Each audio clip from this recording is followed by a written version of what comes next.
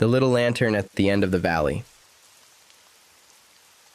The little lantern at the end of the valley. Long ago, beyond a line of quiet hills, there was a peaceful valley where mornings arrived softly and evenings seemed to last forever. No one hurried there.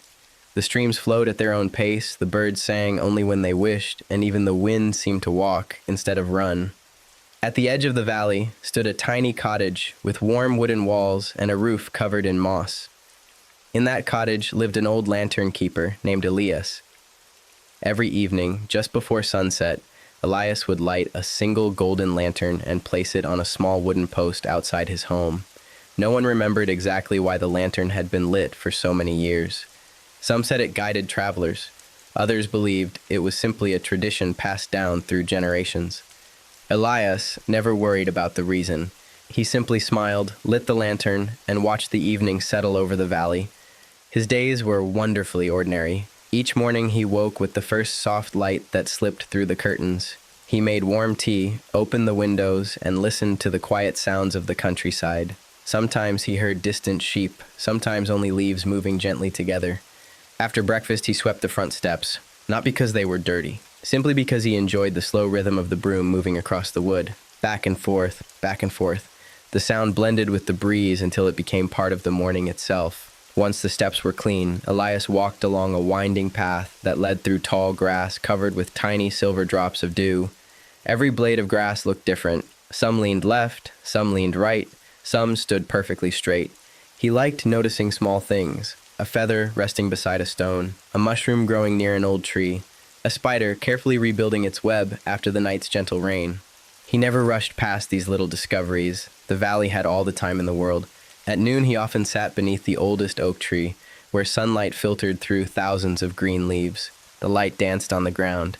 Tiny circles of brightness appeared and disappeared as the branches swayed. Watching them became a peaceful game. One circle faded, another appeared, another drifted slowly across the grass. Sometimes he watched them for nearly an hour without saying a single word. When afternoon arrived, clouds floated lazily overhead. They never seemed to hurry toward the horizon. Instead, they wandered like quiet travelers who had nowhere important to be. Elias imagined each cloud carrying peaceful dreams from one side of the sky to the other. Perhaps one held dreams of forests, another carried dreams of oceans, another drifted with dreams of snowy mountains. No one could know for certain, and somehow that mystery made the sky feel even calmer. Every few days, children from the nearby village visited the cottage. They asked endless questions. Why is the lantern golden? How old is the oak tree? Do birds get sleepy before sunset?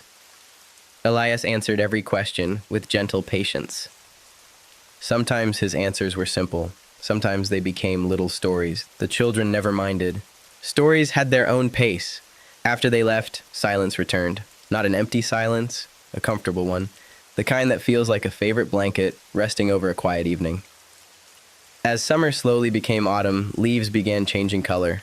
First one, then another. Soon the hills glowed with shades of gold, amber, orange, and deep red. Every afternoon, a few leaves drifted gently from the branches. They never fell straight down. Instead, they twirled, turned, floated, spun in slow circles, as though each leaf wanted to enjoy one last dance before touching the earth. Elias enjoyed watching them. Sometimes he counted. 1 leaf, 2 leaves, 3 or 4, 5. He often lost count because another leaf would begin its own graceful journey. When winter finally arrived, the valley became wonderfully quiet.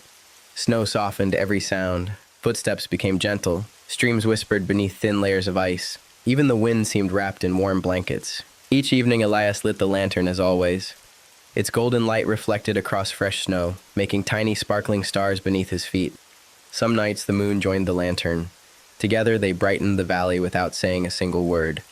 Owls glided silently through the trees. Foxes padded carefully across snowy fields. Everything moved gently. Everything belonged exactly where it was. Years passed this way. Spring followed winter. Summer followed spring. Autumn followed summer. Again and again and again. The lantern continued to glow every evening. Its light became part of the valley's rhythm, just as sunrise belonged to morning and stars belonged to night. Travelers occasionally noticed it from distant hills. They smiled without knowing why. Perha,